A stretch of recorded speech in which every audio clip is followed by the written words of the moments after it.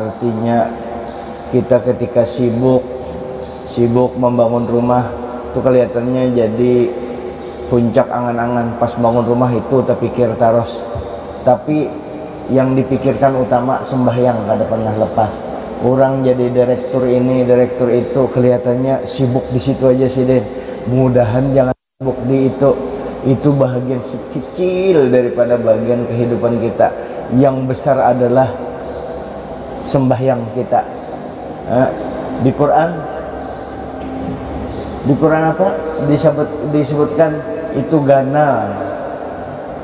Gawian ganal itu sembahyang yang 5 waktu diperhatikan. Artinya sembahyang ini bukan pekerjaan utama tambahan, tapi adalah pekerjaan utama kita. Di antara hamba dengan Allah, silaturahimnya dengan sembahyang. Makanya disebut sembahyang itu sembahyang as-shalah, karena itu silah hubungan antara Allah dengan hambanya. Kalau sudah silah itu kadada, tidak ada sholat, berarti lepas hubungan dengan Allah Subhanahu wa ta'ala. Kalaupun ada orangnya, biar sampai bisa sembahyang di hujung menara, atau bisa berjalan di hujung menara, atau bisa menyeberang Sungai Mahakam tanpa kapal, berjalan di atas banyu, atau terbang di atas awan. Kalau ini kada sembahyang, jangan ikuti. Atau dia mengajarkan ilmu kada bersembahyangan, sembahyang kada wajib, itu bukan hanya tidak diikuti, tangkap orang itu, tangkap, jangan dibiarkan, ditangkap. Hadirin yang dimuliakan Allah. Kemudian supaya kita jangan lupa juga bahwa kita ini bisa sembahyang, bisa hidup tenang, paham dengan agama ini, mengerti di agama Islam ini ada masjid, kita bisa membangun masjid, bisa membangun pondok pesantren, ya, bisa membangun masyarakat madani yang tenang, apa segala. Siapa yang melajari? Dari siapa semua itu? Dari junjungan kita dan Nabi besar Muhammad sallallahu alaihi wasallam. Bukan itu saja. Setelah kita tidak sempurna menjalankan apa yang telah diajarkan beliau, kekurangan kita itu pun nantinya akan ditutup oleh beliau, akan ditutupi oleh beliau, akan dibantu oleh beliau. Syafaati min ummati, syafaati lil kabairi min ummati yaumal qiyamah, atau kama qala Rasulullah sallallahu alaihi wasallam.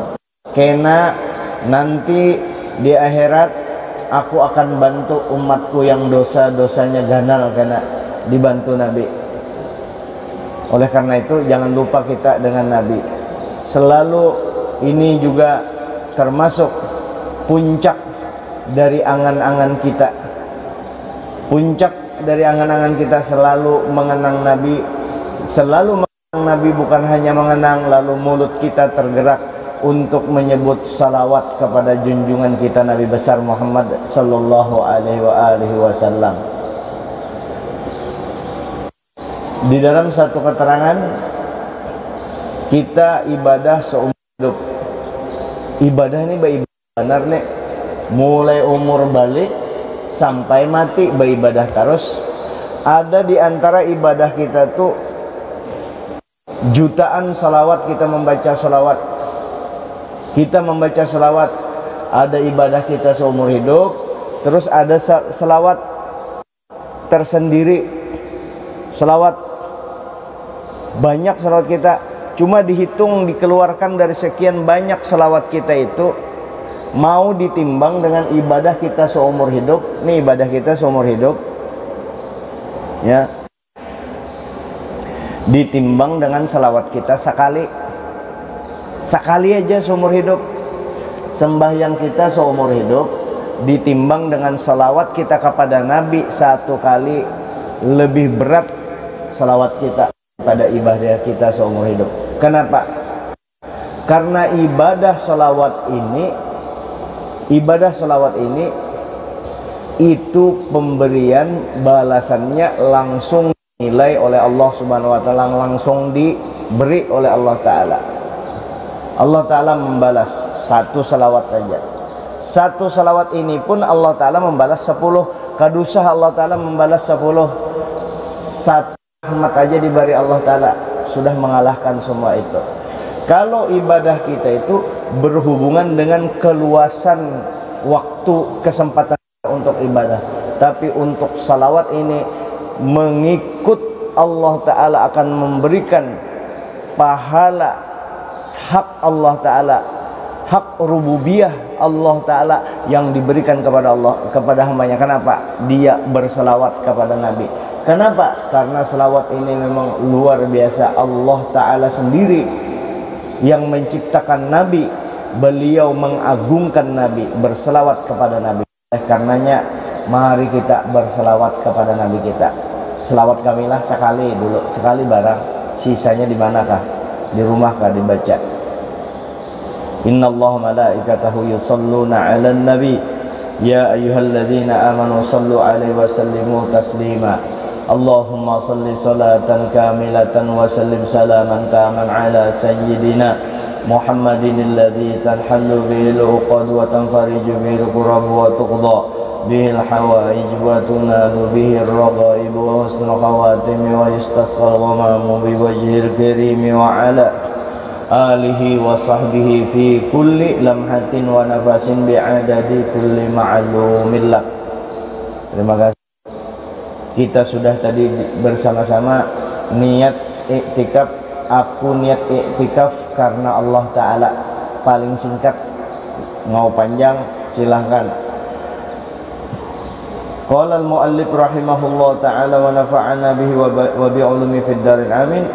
Idza aradta an ta'rifa fiqhal rajuli fanzur ila salatihi. Ujar ulama, kalau kalian mau mengetahui fikihnya seseorang, maka lihat salatnya. Orang nih fikihnya bujurkah kadakah? Nah, lihat sembahyangnya.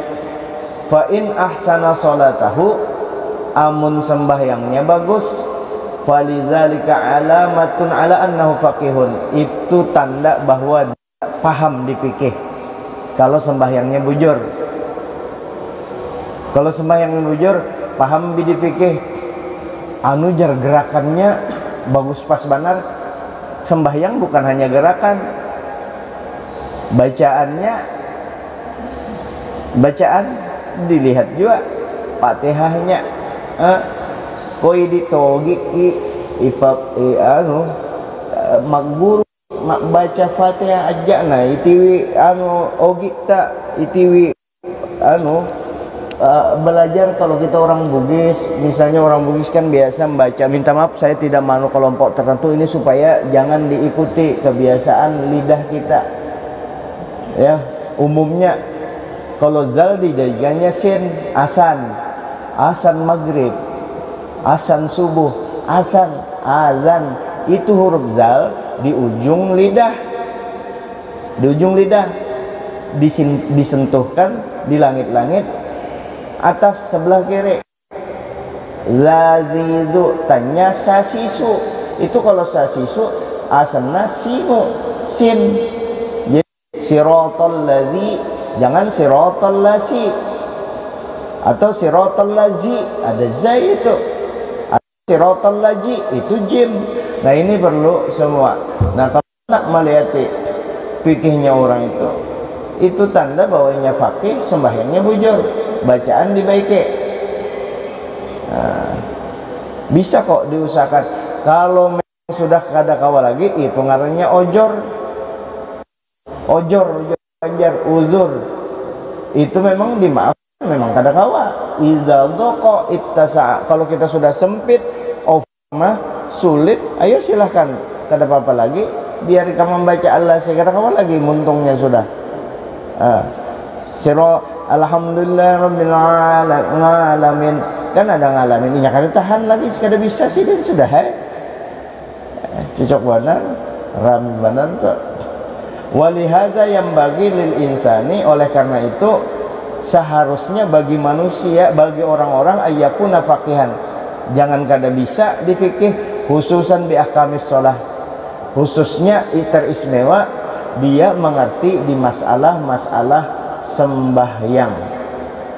Nah, masalah sembahyang ini, masalah sembahyang menurut mazhab Syafi'i yang muktamad, pendapat yang muktamad itu 13 rukun sembahyang ini.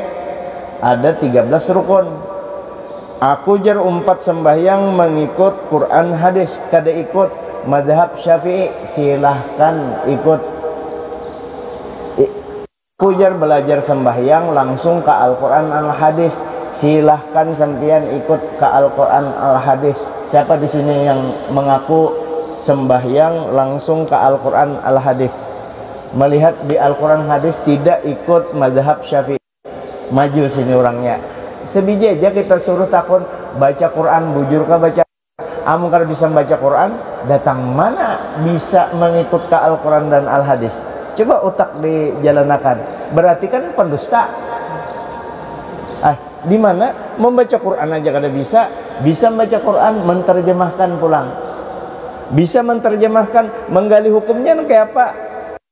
Adakah bisi kitab hadis dulu? Kada belajar. Di mananya belajar di Quran al hadis? Berarti kan ikut dengan ulama juga. Jadi kita ikut Imam Syafi'i ini pintarai. Ini ulun sekaligus sudah ingat Islamik nih, minta maaf Pak Jamal, supaya mungkin orang Islamik ngalih menyuarakan kan ini kan soalnya ini hubungannya masjid ini dengan pemerintah daerah. Karena dulu masalah niat nih langsung masuk balum dulu. Kalau kita ikut Imam Syafi'i, karena kita di Indonesia adalah Nusantara ini adalah buminya Syafi'i, menghormati Imam Syafi'i, Wali Songo Imam Syafi'i, Syekh Muhammad Arsyad Al-Banjari Imam Syafi'i, pondok-pondok pesantren hampir 100% seluruh Indonesia itu bermazhabkan mazhab Syafi'i.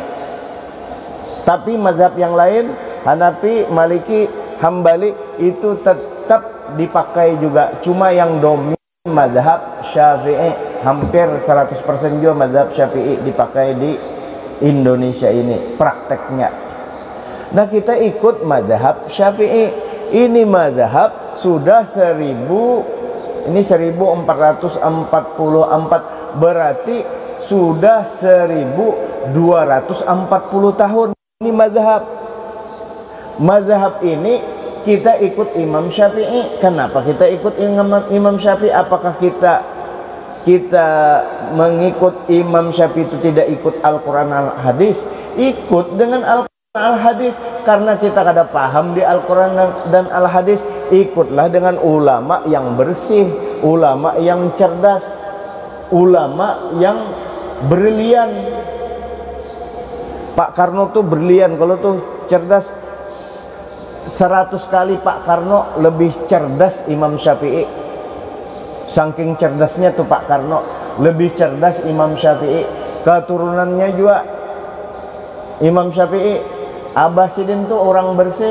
Abbasidin ingat kalau tuh dapat buah di sungai, sidikan buah itu masuk karena dianggap buah yang sudah terbuang kan. Teganang sini ini temakan ampun orang nih, mesti ada ampunnya di anu sana, di hulu sungai, didatangi di sana. Ternyata ini sama buahnya dengan yang punya. Ini buah piankah? Iya, ujar yang ampun.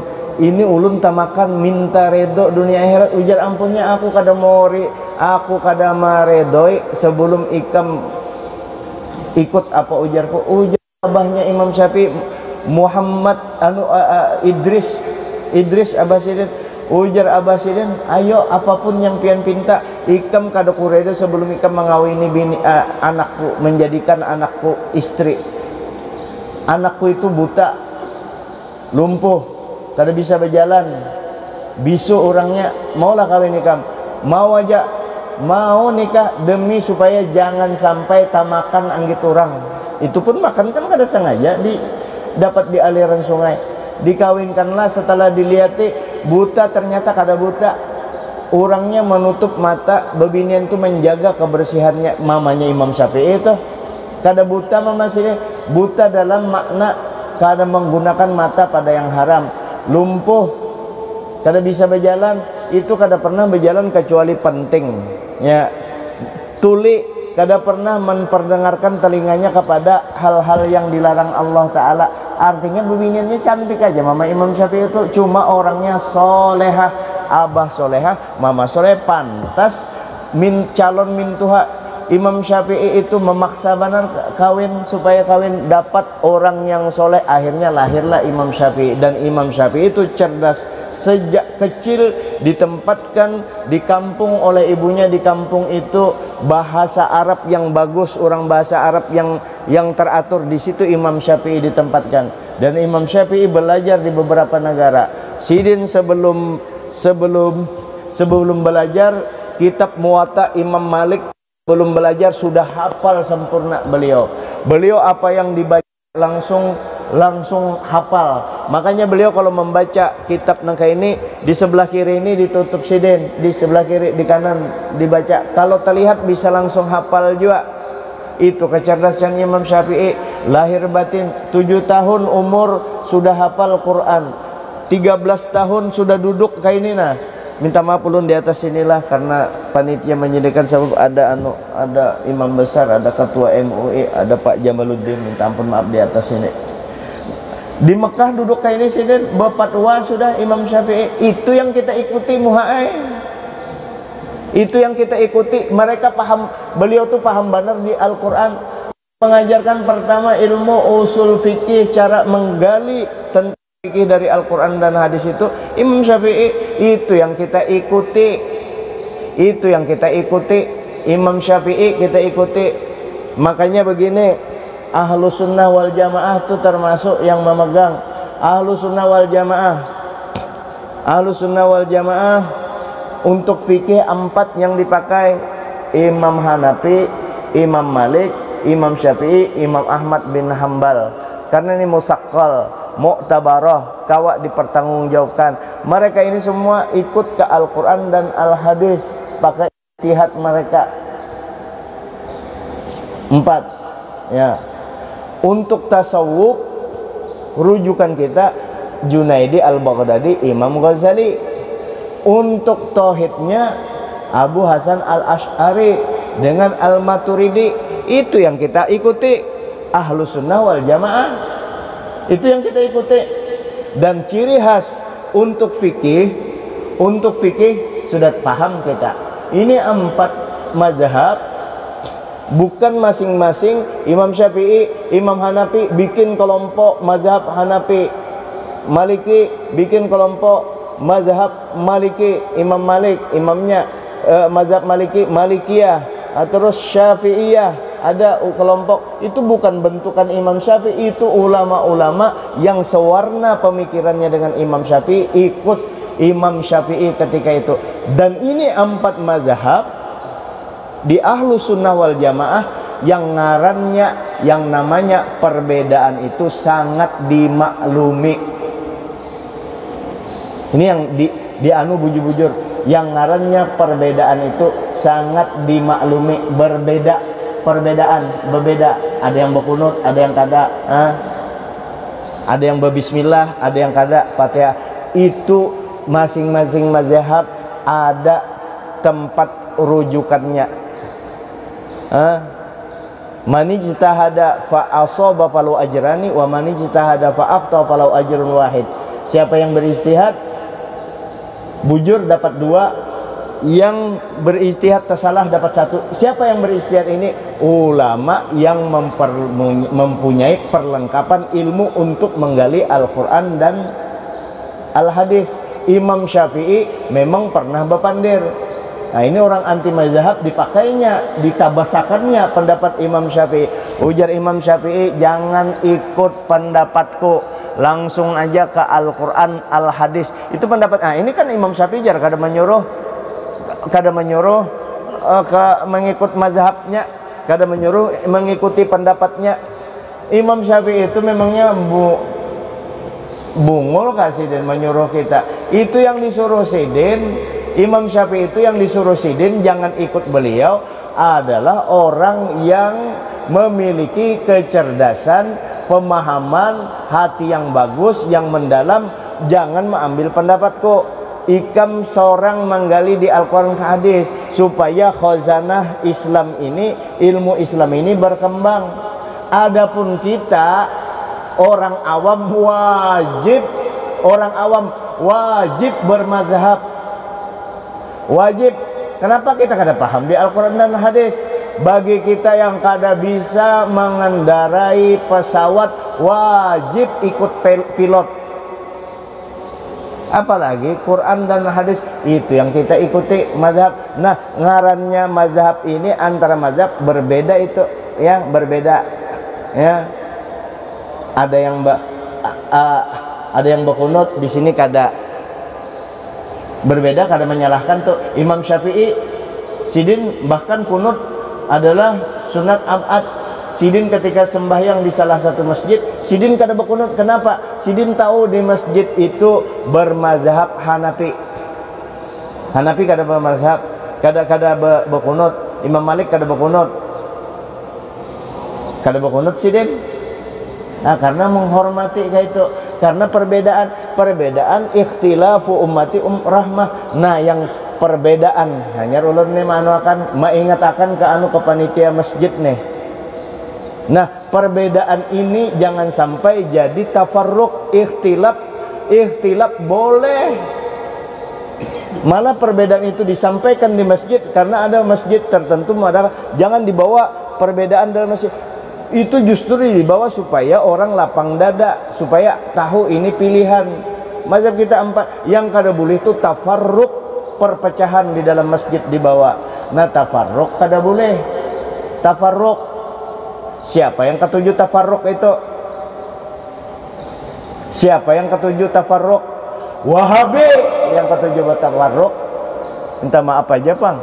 Hati-hati jaga masjid ini, taulah. Ini masjid Ahlus Sunnah wal Jamaah.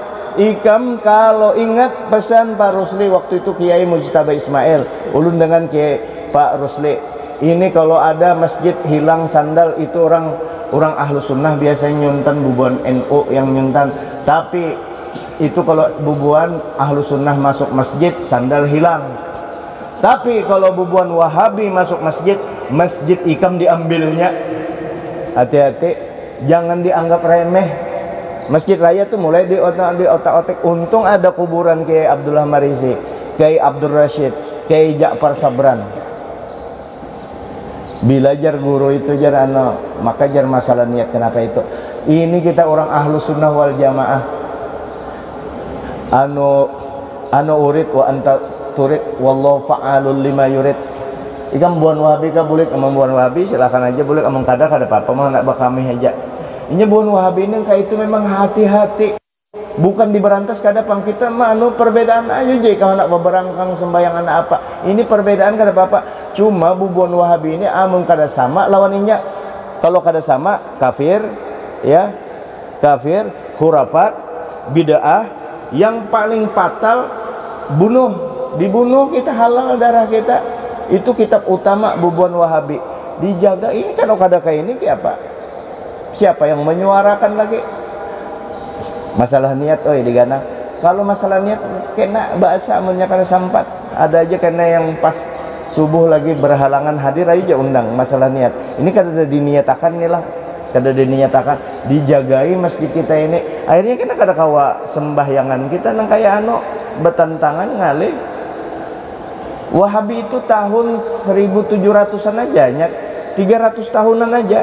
Ini sudah 240 tahun sudah mazhab Ahlus Sunnah.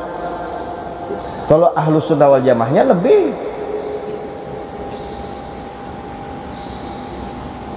Nah, itu yang kita ini yang kita pakai nih. Kita jaga. Bubuhan kekanakan ke Mesir biasa ulun jelaskan secara ringkas. Kalau bubuhan yang ke Hadramaut kada perlu lagi dianuakan kekanakan, cuma kita pesani kalau yang ke Mesir ingatilah bulik kampung, jangan sampai ikam jadi ingati kita ahlu sunnah wal jamaah, ini anunya, sudah itu aja. Kalau yang ke Hadramaut lain itu diingati, ikam sudah nyata, sudah ahlu sunnah, guru ikam wali-wali berataan di sana. Cuma ingat kalau pindah hati-hati ikam kemasukan setan, karena bisa ikam bulik dari sana. Memang guru ikam wali-wali, begitu ikam sampai di sini timbul ego ikam merasa hebat daripada guru ikam, karena wali-wali pangguru. Jadi karena Hadramaut, lalu aja guru di Hadramaut luar biasa di situ. Nah, ditakutkan kekanakan yang pondasinya kurang, bulik lalu sombong dari sana. Nah, orang sombong habisam kada kawa. Nah, kita ingatakan kekanakan kita. Nah, di masjid ini kan yang penting disampaikan hati-hati Wahabi, jangan terlalu bebas. Jangan terlalu bebas kan. Jar di pada kita siapa aja nak masuk, siapa aja silahkan. Cuma harus pintar-pintar. Kita harus pintar membumikan fikih kita yang kita kuasa ini, di berpintar-pintar. Ulun misalnya sembahyang di masjid orang Muhammadiyah biasa kada bakunut, kada boleh ulun bakunut, jangan bakunut. Itu ngaranya pintar. Nah, ini masjid ini biasa dari awal memang sudah ahlu sunnah wal jamaah, biasa sudah asy-Syafi'i. Di sini bakunut, ikam masuk di sini, ikam biasa kada bakunut, bakunut ikam di sini, di mazhab ikam di itu makanya jangan terlalu sempit pengetahuan itu, karena dengan banyaknya mazhab ini bukan dibentur-benturkan loh, bukan. Dengan banyaknya mazhab ini adalah pilihan, perbedaan yang ada itu adalah pilihan. Lana a'maluna walakum a'malukum la hujjata bainana wa bainakum. Amalku amal bubuhan kami, ada dalilnya ini. Amal bubuhan ikam gawi juga, kita jangan berdebat ikam gawi. Kada ada perdebatan antara kita, karena masing-masing ada pendapat, ada rujukannya. Nah, itu menandakan keluasan hukum kita, cara kita beribadah.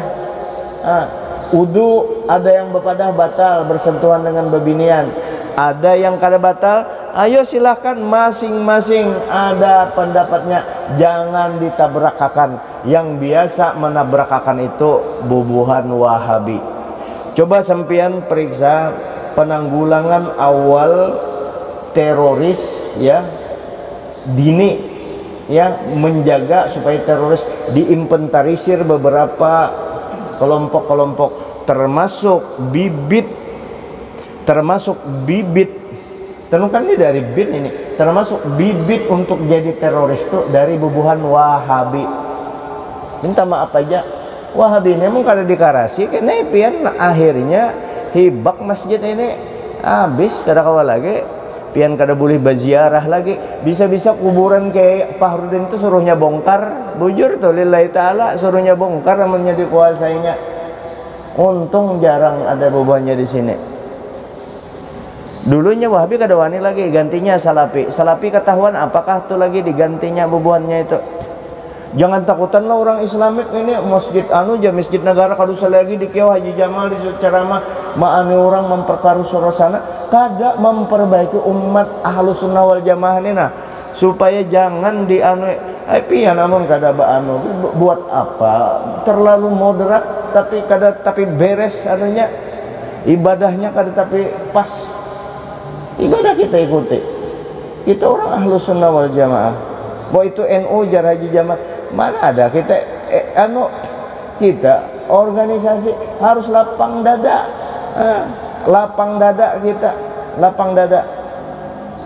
Hadirin yang dimuliakan Allah Subhanahu wa taala, saya kira ini dulu yang dapat saya sampaikan. Niat kena bahasa kena ulun teringat Guru Ja'far Sabran, Bahari Guru Ja'far. Masalah apa Guru Jar? Pian hari ini dilanggar masalah sembahyang jar. Sekalinya pas sampai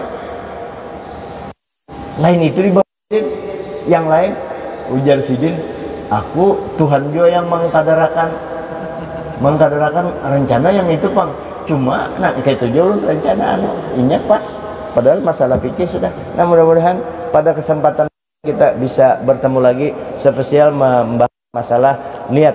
Cuma ini kan jaga-jaga aja umat kita supaya di Indonesia ini kalau ada Wahabi kacau beratan. Kalau ada Wahabi sudahnya muhanya merangut itu, sudahnya celeng-celeng. Ini pokoknya kita bahas assalamualaikum, ibaratnya kan ada ditagurnya minta maaf, fitnah loh ini fakta.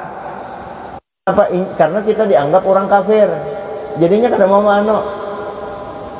Itu kalau pian bisi anak, pian dokter hebat, pemikirannya moderat, dapatnya buan Wahabi, pian Ahlus Sunnah, ampehnya kada tapi menghormati pian, mencium tangan aja kada.